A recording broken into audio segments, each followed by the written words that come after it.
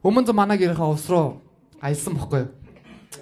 Тэгээ аялсан чинь замаасаа төрчдөг бохгүй юу? Тэгсэн чинь манаа ингээд нэг уусан дээр очиод сайн байна уу ингээд хотоос гараа явж байна ингээд төөрчлөө сумын төв явах зам нь хаана байт юм бол гэдгсэн чинь юугнээ залуу гэж бодохгүй. Тэгсэн чинь ингээд төөрөө явж байна ингээд та ингээд сумын төв явах замын заагаад өгөө гэсэн. Юугээд байна залуу гэж бодохгүй. Тэгээ бүр уурлаа ингээд төөрөө явж байна хайш ингээд зам заагаад өгч гэдгсэн чинь ээж ижсэн. Хөвш.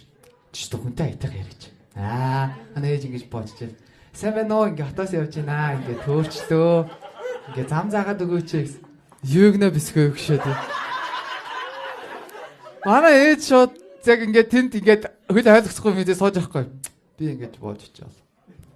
Сумын төв явах зам нь хаана байдаг юм бэ? Гэлээд өгөөл дээ. Зөндөө нь асуулаа штэ гэж бас нөгөө ах чам. Анхнаасаа нам тэгэл гэлтэй хүн мэнэ буулгачихгүй. 400 км явал байгаа штэ гэж. Баярлаа.